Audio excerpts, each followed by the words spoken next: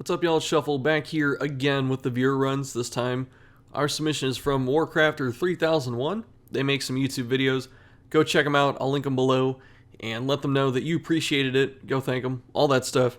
And this is an endgame mission. So if you're trying to avoid spoilers, I apologize. I'll see you in the next one. And this is a flex run for sure.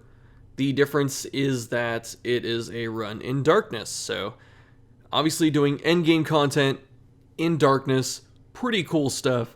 So I want to see this, and I don't care if it's a flex, I just want to see the game get smashed at the highest difficulty. That's going to be pretty awesome. So let's take a look. I'm going to uncover stuff here, because I remember like the last one I had to do for Nick, I had to cover some stuff, but this time I don't have to. Okay, we do have music. Oh, perfect. So let's take a look here. Zoophobia is actually not that good in here, but you know, it's going to be fine. I'm pretty sure Hard Noggin's nice on any healer. Deadly's pretty cool. Luminous, fantastic on this character. CC set, I'm already on board with this. Backline cleave, definitely to deal with mechanic. The pull, can you pull the mechanic? That'd be interesting. But I do want to see this. I love the CC set, but I usually just don't play in low torch. But I'm curious to see how it does. Eldritch Hater, very relevant here. Stress Faster, kind of nice, actually. Could be useful. Hard Noggin, never bad on pretty much anyone. Stuns are really annoying to get hit by. So we have Incision. Okay, I can see why. Medicine, good choice. Plague Grenade, I like. And we have Vapors. This is interesting, because I don't think the fights last quite long enough for Vapors. However, this does make the consistency of Hellion a lot better. So being able to deal with mechanic, I'm not going to spoil it till we get there, but being able to deal with that by probably using this like once or twice, and Hellion's probably just one-shotting it at that point, so that's pretty cool. Another CC set, interesting. Okay, so the reason I like this, like for me personally, is I never use PD's CC set. I never use her Crimson Court set, so I do want to see how this does.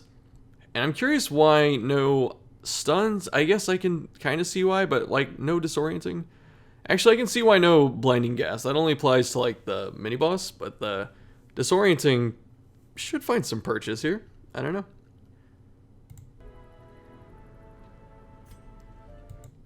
Man at Arms with, okay, this is, like I said, Torchless, so this gets a lot better. Hard Noggin again, you don't want to get stunned, especially with the person guarding. Gothic, okay, so this team was definitely built with at least Occultist in mind. So, Crush making an appearance, interesting. I usually don't like Crush, so I want to be surprised here. We have the other Crimson Court set for Man at Arms, and we have, well, not the other one, but like a third Crimson Court set, so that's pretty cool. Then some pretty standard stuff. Bolster, which is going to be pretty helpful. And then we have Guard, just because Guard's amazing. We have Districts, too.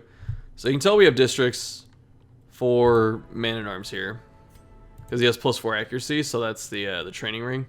I guess the hit point count, too. I don't recognize it offhand.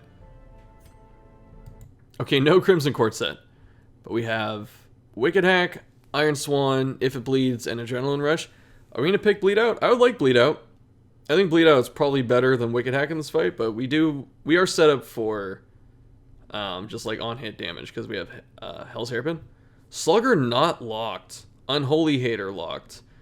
Evasive, interesting. It's interesting to me, because with Torchless, people tell me just like how bad dodge is as a stat at like any point in the game. In terms of like a defense, they go, you know, it's better to have X, Y, and Z. Like, why would you have Evasive? I guess it's here to offset Risk Taker, but it is interesting to see it locked in, because I never see this locked in. Then Unholy Hater, this is, I'm assuming, not for this. This is probably at some other point in time. Slugger, not locked in, kind of makes me feel bad, but pretty interesting. And then Hell's Hairpin is just an amazing trinket. Then we have Garlic. But are we going to put on Bleed Out? No. Okay. Oh, District. So we have the Mill. Cart Camp, which doesn't help in Torchless. We have all the other stuff. I figured this was a pretty stacked save file, considering that there's 2,200 or 2.2 million gold. All the food. Are we expecting to get ported? Are we actually expecting to get teleported? Like, I'm not one to question this run, just because, like, obviously I know that they absolutely smash it. But I'm curious as to why, like, so many anti-venoms. But I guess that's just to make sure that PD can spend more turns not using medicine. I'm gonna read something real quick. I'll be right back. Alright, sorry about that. I just went to check the message to make sure I wasn't missing any context or something like that. The only part of the message that they said besides, hey, what's up, I'm sending this in, was that they waited for the mill.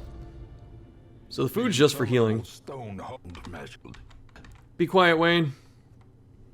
The gateless gate. Kidding. I love Wayne, but we always have to skip him. This narration is too immense.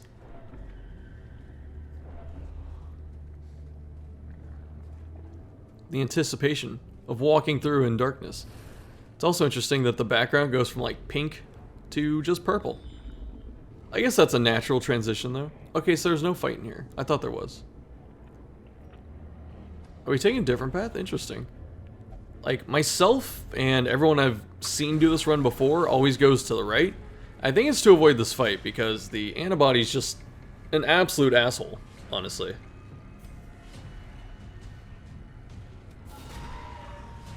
I'm curious what happens with this.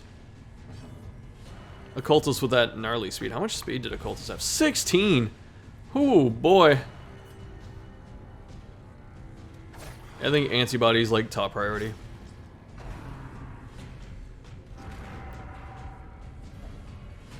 We got pushed. Be nice if Hellion resisted that. If it bleeds, showing its versatility. Because we don't have to worry about being pushed to rank 3. We still have an attack. We have a good attack too. A decisive pummeling.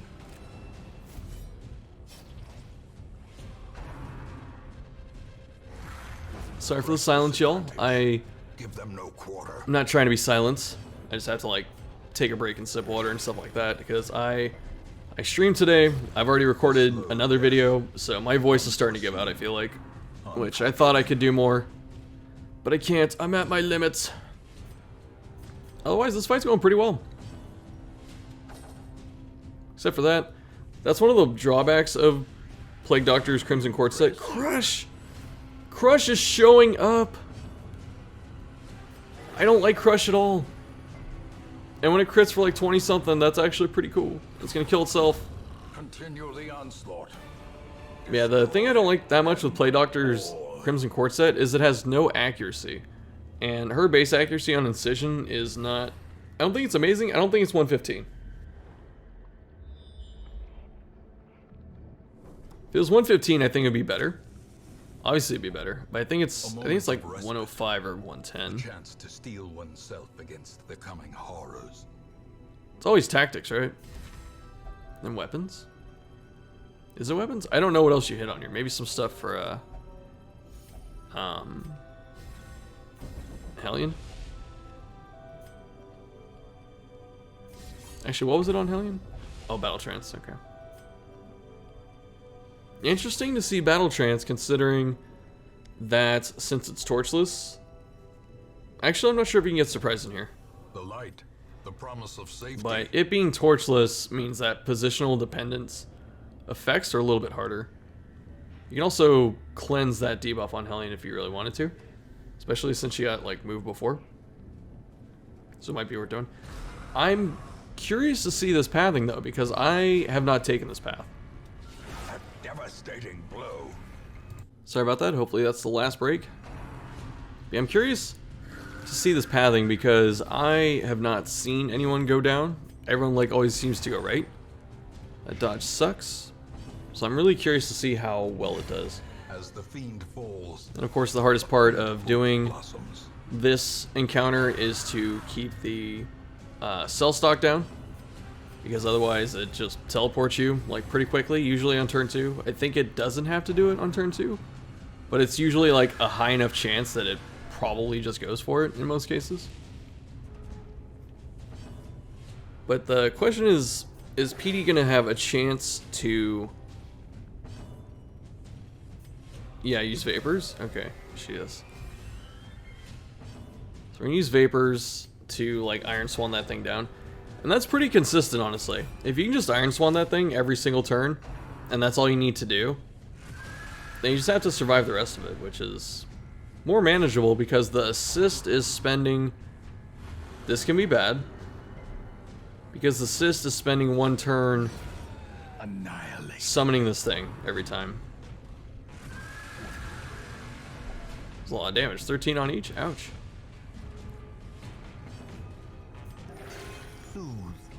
Occultist showing he's a good healer for once. Occultist could easily just go LOL 0, and that's the end of it. Yeah, if we're going with if it bleeds, I would definitely like bleed out instead of Wicked Hack. Just go the full bleed strategy, go for the stronger bleed. That's like the one nitpick I can make right now, and that's it. I like the idea of giving Man-at-Arms Gothic, because he pairs very well with Occultist. Because Occultist's like biggest weakness in terms of his healing, besides like the chance he can roll 0 and stuff like that, which are just obviously horrible, is that Occultist does not handle cleaves very well at all. But by having... Hold on, sorry. Like I said, hopefully the last time there, but yeah, Occultist as a healer struggles with cleave attacks just because obviously he only has a single target heal. So being able to funnel damage into Man-at-Arms and stacking Gothic on top of it is actually pretty sick. I like it a lot. So it's a good thing we can keep that stock down. This actually seems like it's going to be pretty easy. Just going to rinse that stock every single time it decides to appear. You don't have to kill it on turn 1 though. You can kill it on turn 2. But it's actually, I think it's kind of fast, so it's a little bit harder to guarantee.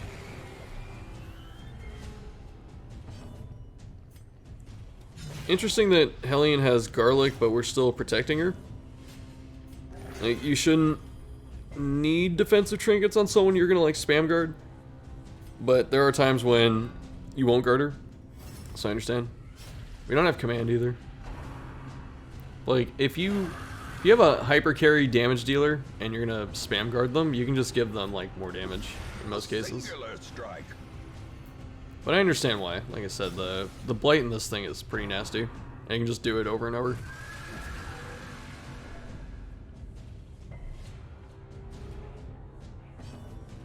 This first one should just be down, right?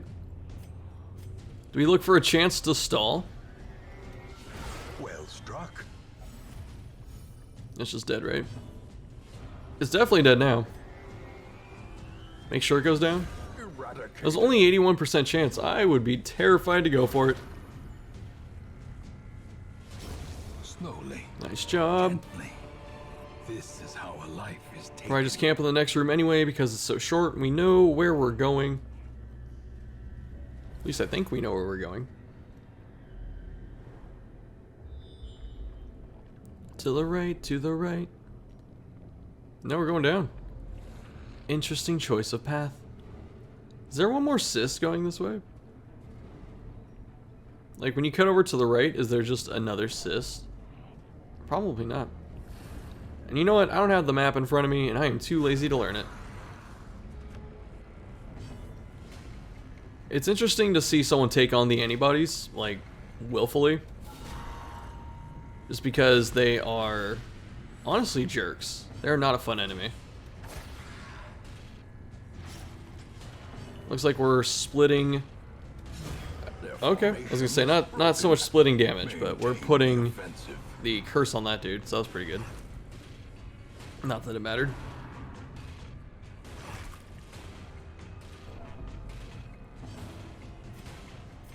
You gonna crush? I think these things have mark synergy, so this is gonna force them into their mark synergy. I think they have it. It looks like they have it.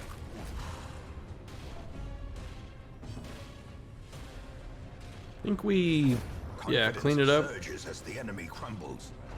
Then Hellion just hopefully decks this. Okay, the dodge was nice. Ooh, crush for 23 though. Stalling for... Or is that just for damage? Yeah, it is stalling. Occultist doing occultist things. Perfect. Yeah, I think we have to clean this up. The stalling was nice, but sometimes you don't get it, so it's just better to wrap it up. Victory. Because, you know, if you don't kill it, that thing just, you know, gets some random crit, and that's just awesome. Okay, so he cleansed the battle trance debuff. I think.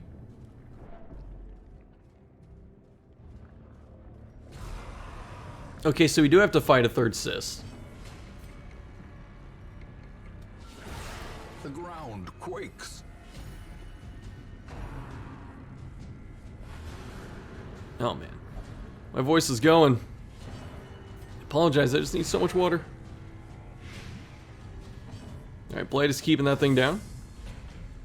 Don't even need stuns, you have like Iron Swan, I guess artillery. Artillery doing things. Garlic coming in handy, telling me that I was in fact incorrect. Masterfully executed. If it bleeds, doing a bunch of work as usual. I can see why you would run... Actually, why would you run Wicked Hack now that I think about it? Because you can just, if it bleeds, wow. I think he had the crit buff from last turn. So that just boosted it even higher. But I think you can stack if it bleeds and bleed out an Iron Swan, and that still hits everything, so. Great is the Be interesting to see. on its own. Especially because we're favoring if it bleeds on this boss. When bleed out could give us more damage. So then it becomes a question like, do you want to use Wicked Hack on a rank 2 enemy? Because that's the only difference between that and bleed out. But then you have if it bleeds, so it's like, if you're just going to commit to that, then keep doing it.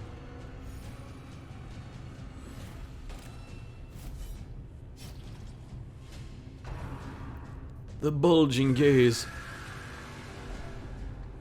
I don't know why that hits so hard either. But PD's giant like HP bonus from that set's coming in. So I think she'd be closer to about like 6 HP right now. What's her base when she's leveled up? Like 38, something like that?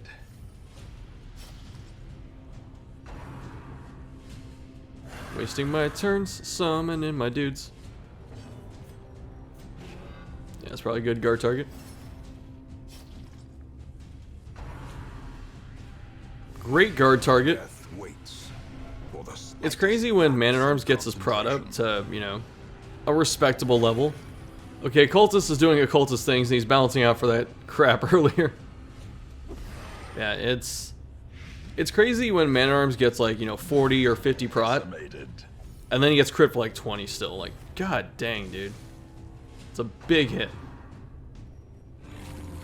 What's Occultist doing here? Not Occultist. What's Man-at-Arms doing? Anti-Venom, and then what? Guard? Okay, Retribution again. The crits are nice. Observe me. Is that 21 damage? Are you kidding? Sir? Just casual 21 damage because it's Torchless, lol. Okay. And the universe has been restored. Usually when you do this dungeon, it's some kind of team like this, where you may not think that PD's that good at first, because of the inherent blight resist and stuff like that, but she's actually probably the best character for this. It's either her or Hellion, they're both really good. Flagellan's really good too. So if you ever do this, then consider those two probably first, and see where you want to go from there. Just punch this giant thing in the eyeball. It can barely cover its little eye. Cultist is healed for like a total of 10 over the last like 3 heals. Okay, so it's dead. That's its first turn alive, so it's not going to displace anyone. Or not displace, it's not going to teleport. How much prot did Man-at-Arms have? 70. Mamma mia. Killing that to shave off some stress, but there's no stress on Hellion, so it's just like you're crit fishing at that point. Probably camp in this room. If there's a battle, if there's not a battle, I should say. Yeah. Feast! Gathered close in tenuous firelight and uneasy companionship. There's a case to revel.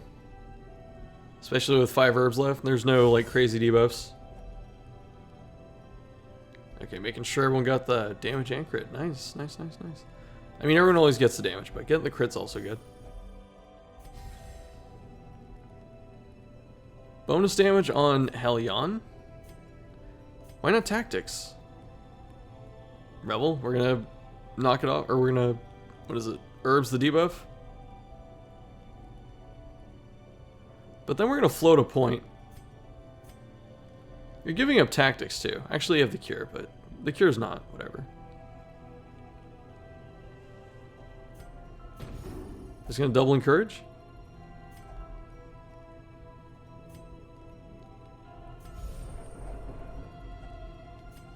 I guess that was a bunch of value. The match is struck. A blazing star is Let's born. see, we're almost there. I think we're... it might be this room, actually. I think there might be a Templar in the middle. Or in the hallway, I should say. Yeah, okay. So there's a Templar, which means I'm pretty sure this is the end room. When we get there. The scary part about that end room is, like, you kind of know where it's at. Like, when you know where it's at, you can, like, feel it out, but then you're not quite sure. Is it, like, up one row, down one row? I guess left or right on rows and columns, stuff like that.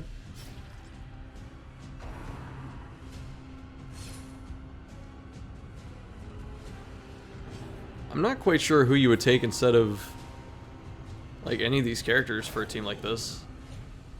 Because the strategy is very consistent. It's a kill the stock strategy and then, like, wear down the boss or the cyst or whatever. And then you have a guard just because man-arms is handy. Then you have Occultist because, like, not Vestal, I guess. That's unfortunate. It's okay though, this thing's already pretty much dead. Hard noggin and still got stunned. Oh, were we checking? Yeah, it's only 95 stun. Her stun is that low. Does she have no other modifier I didn't see? I figured she'd be at least like 110 with, like 115 with, was it hard noggin? But it's okay. No blights, please. Nice. It's nice when your defensive trinkets do things. Not like, yeah, I have garlic, and then you get like bled and blighted every single time.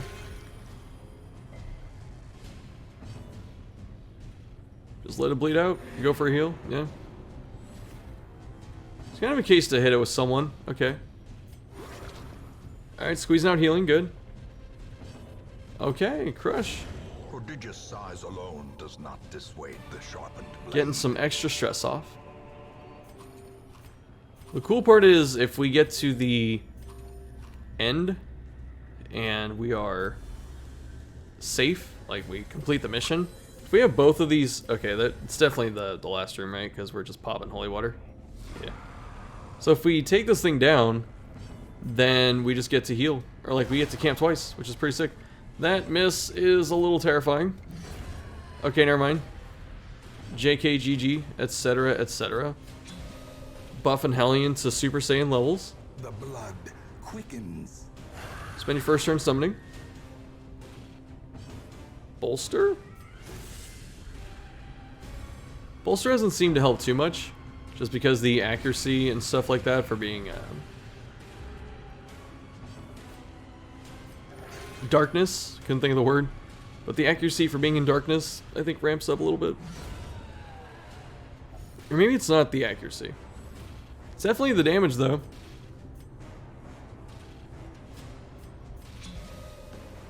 Yeah, I'm in favor of that. Because otherwise, it's like, yeah, you could Incision, but that's only like 12 damage plus the on-hit, and that Vapors is going to be worth way more than 12 damage.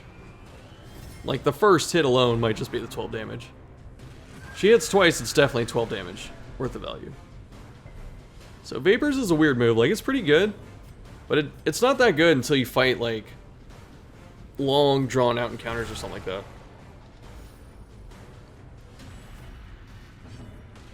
Like, it just needs too much time to get value. These are some gnarly crits.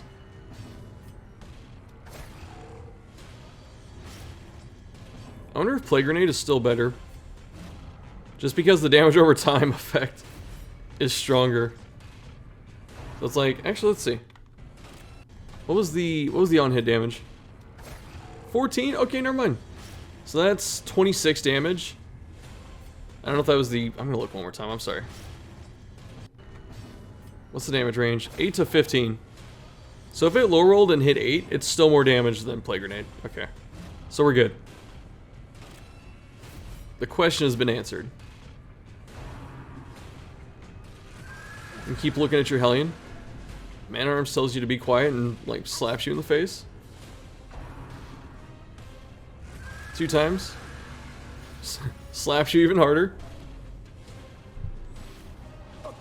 Stress getting to be kind of crazy. And this is what I was saying before. Man-at-Arms dies to stress. He does not die to hit point damage usually.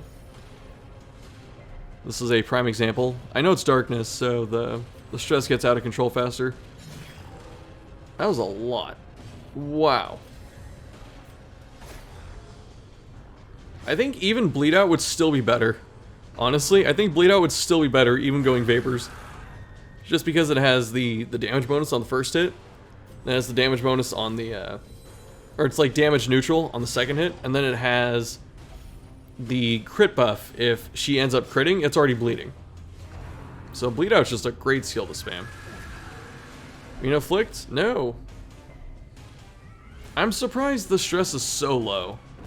The bigger the beast, considering the greater it's the torchless. glory. It's still just like +5. Well played and GG. That's it. Okay, we got a minute here. These nightmarish creatures can Gonna double camp here probably. Eat all the food. Revel twice. Team comes out of this dungeon absolutely smashed and drunk. Out of their minds. Don't even have to use it a second time, honestly, but... I guess if you really want to, I'd still probably hit it, yeah. May we find victory. Celebrate. Drink and then camp. Oh, the Outsider's Bonfire too. That thing is so good. Let's spend the points. Okay. Let's see what quirks we get, because quirks are fun. Continue adventuring. I really want to get that trinket up in the top corner.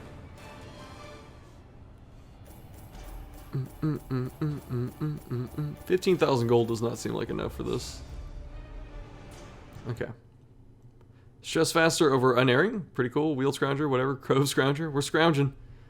Alright. Thanks to Warcrafter for sending this in. Like I said, I'll link them down below. Go check them out. Say thanks, say hi, all that stuff. And next time, more viewer stuff. I'm not quite sure what the next run is because I haven't looked at all of them. I just have them sitting there in my DMs, so...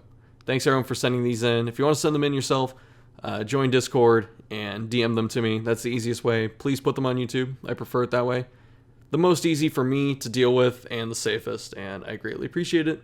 And I think you're all awesome for continuing to send stuff because it's not easy.